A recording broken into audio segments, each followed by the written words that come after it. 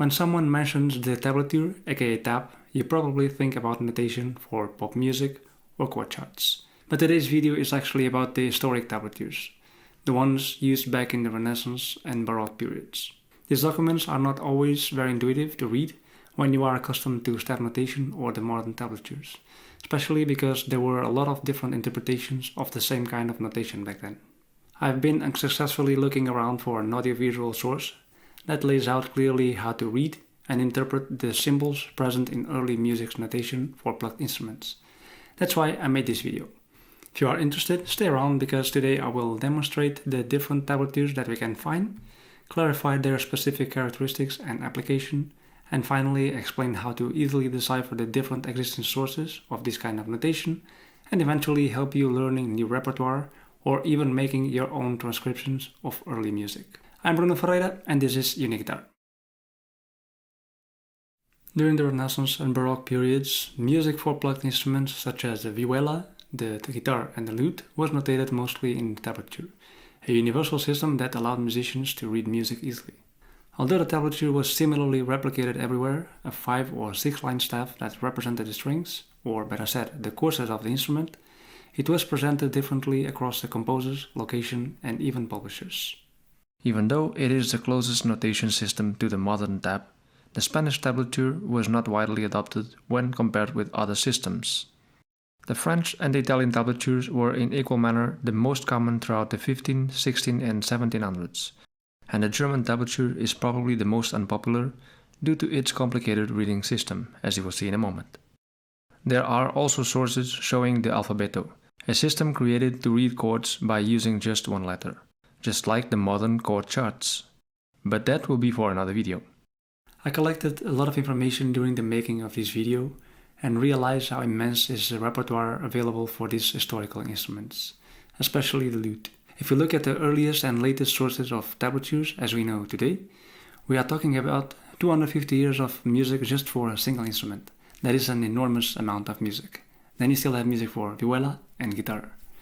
Let me tell you first a little bit about these instruments.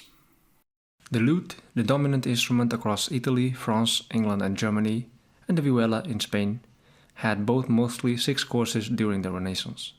As composers started to develop their art of making music, more and more strings were gradually added to the Renaissance lute to provide more harmony and range. There was also the guitar, a slightly smaller instrument with only 4 or 5 courses that coexisted with the vihuela and the lute in these countries. If we look to the available sources from the Renaissance, we see music written in tablature for lute in Italy as early as 1507 by Francesco Spinaccino and Johann Ambrosio d'Alsa in 1508. In 1533, Hans Herle published in Nuremberg a book for lute in German tablature. In the same decade, in Spain, Luis de Milan published his famous El Maestro in 1536, with music for vihuela in Spanish tablature. The French tablature was used, as expected, mostly in France by the famous Adrien Leroi, Guillaume de Morlaix and Simon Gourlier around 1551 and 52, with music for Renaissance guitar and the French lute. As we move further on time, we perceive how much music was composed for these 3 related but very different instruments until the Baroque period. In order to make your life easier in figuring out what sort of tablature composers were using, I made a chart sorted by instrument, composer, date, location and possible number of courses. There is some margin of error, but it was based on factual information that I found over time. If you would like to download it, make sure to follow the link in the description below. The Italian tablature was widely used in Spain and Italy during the Renaissance and Baroque. The line above indicated the bass notes on the 6th string, and the frets were represented with numbers. 0 is an open string, and the numbers from 1 to 9 represent the corresponding frets. After 9, frets could be represented with an X for the 10th fret, and each added fret would be represented with an X and a dot above, as you can see in a document by Johann Ambrosio d'Alsa.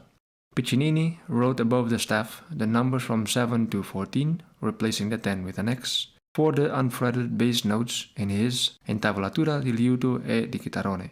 So, as you can see, it is not always that straightforward. Hence the importance of reading the foreword of the original documents. The rhythm is not always represented the same way.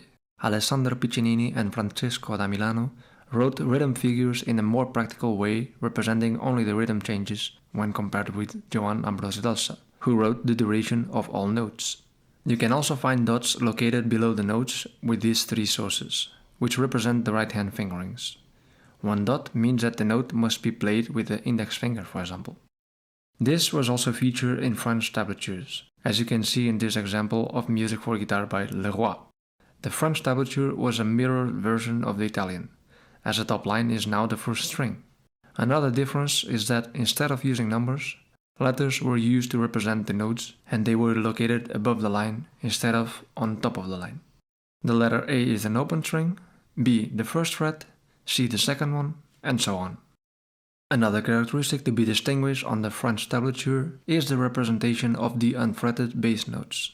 Again, instead of numbers, we now see letters on the line according to the corresponding string.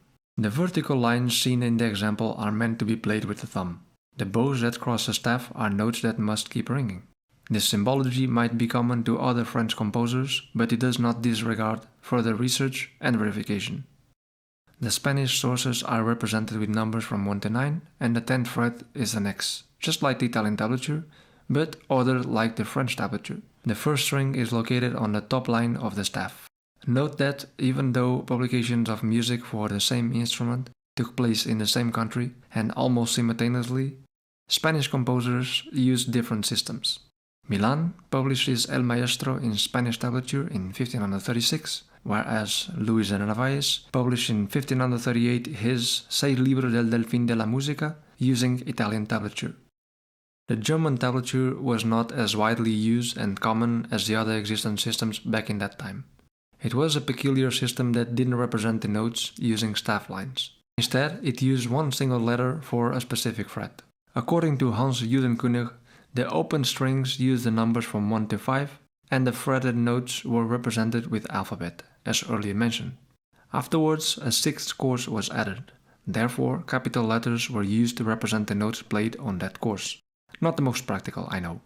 In this system, the chords were represented with letters or numbers placed vertically, and each note or chord got a rhythm figure.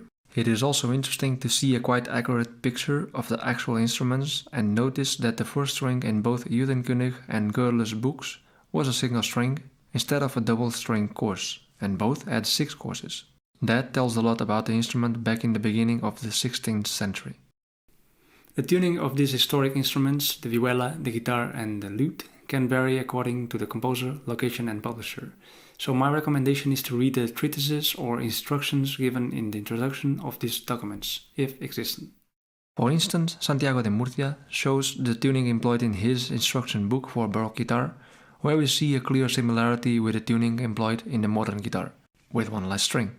On the left, you see a representation of the 5 open strings in Italian tablature.